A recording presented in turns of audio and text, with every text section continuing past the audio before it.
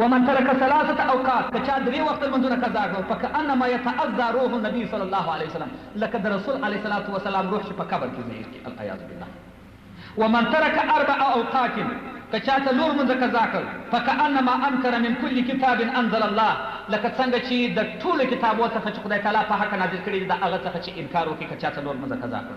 ومن ترك 5 أوقات كچا پنځم لمونځ پسې قضا کړي ينادي بسخطه فقهر به یو غږ ورته وشي اسمع يا عسي انا بريء منك وانت بريء مني چې زه بېزاره یم ستا څخه پروردګار به ورته وایي ته بېزاره یې زما څخه فاخرج من السماوات والارض ووزه د اسمانو د مځکو څخه واطلب غیر الله طلب که غیر د خدای څخه بل خدای طلب که فيخرج عند موته بغیر توبه د دنیا څخه بې توبې څخه به خدای تعالی عز وجل وباسي.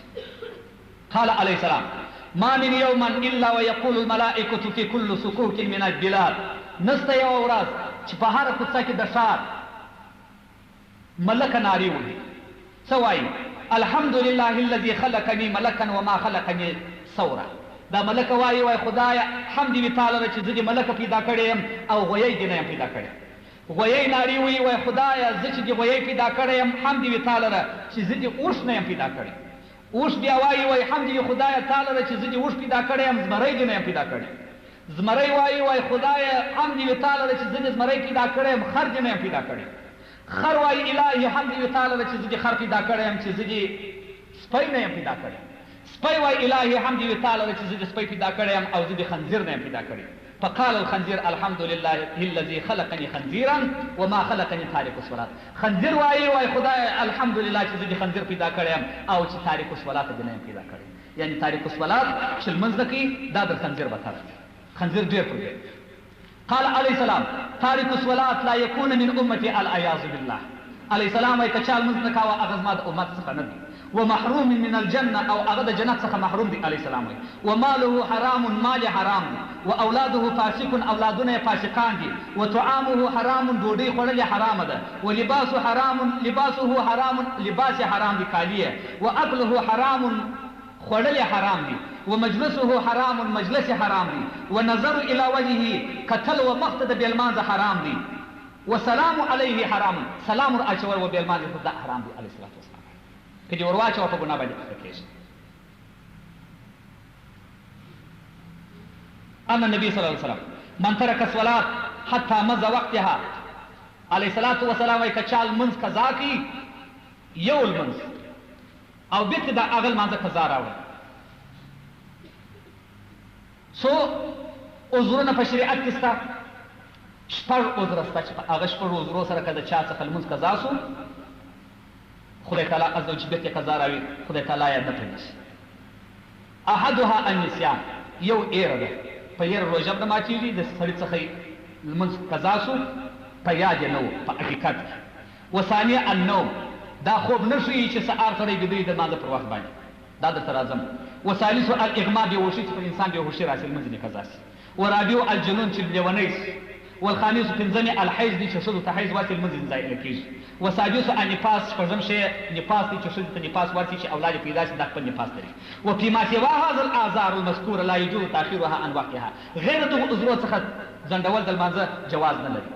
حتى ذکر في الذخیره ذخیره یو کتاباله د کذا من وقع في البحر على لوح وخاف خروج وقت الصلاه. که یو سړی په دریاب کې روانو پر یو تخته باندې ناست و کشتی یې غرقه شو پر تخته په دریاب کې او وخت لمانځه راغی يدخل اعضاء الوضوء في الماء بنية الوضوء. دا خپل اندامونه دي و دریاب ته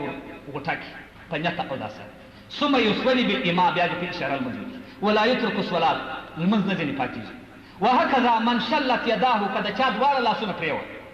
دواړه لاسونه یې پرېوت ولم يكن معه احد يؤذيه او داسې سړی هم نه و ورسره چې وده ته اودس ورتازه کړي دی دې نو څه کوي یتیمم ویمسح وجهه هغه منډو لاسونه دې راواچي پر دیواله دې ومرږي پر مخ دې مسح کړي په نیت د تیمامه ویصلي او لمونځ دې وکړي. ولا يجوز له ترک الصلاه دغه شلر المنځ نه دی جائز چې دی دې لمونځ پرېږدي. ولا تاخيرها عن وقتها او نه به تاخير د وخت پکښې بس. نو کتاب وای فانظر ایها الغافل وای وګوره ای غافله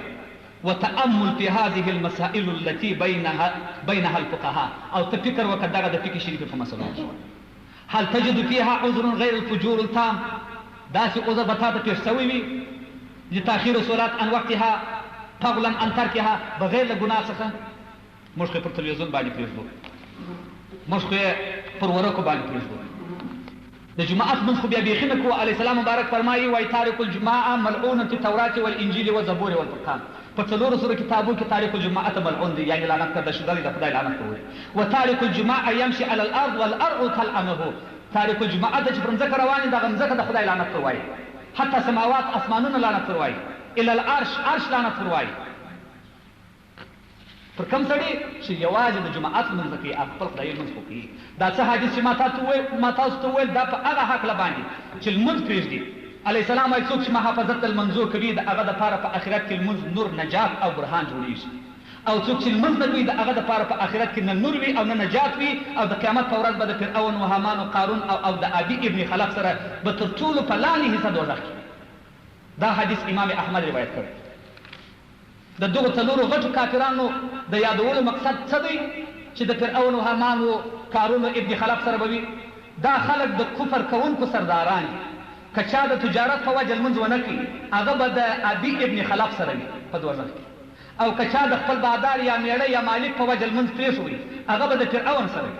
او که چا د خپل مال و روپو د ګټلو په وجه لمونځ پرېښوي هغه به د قارون سره وي او که چا د ریاست و امیرۍ و قمندانۍ و باچهۍ په وجه لمونځ پرېښوي هغه به د حمان سره په دوزخ کې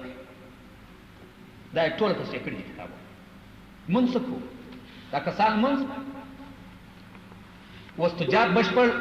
په صداقت مونځ کړی دي اکثرو او که امیرانو د حکومت خلکو کړی دي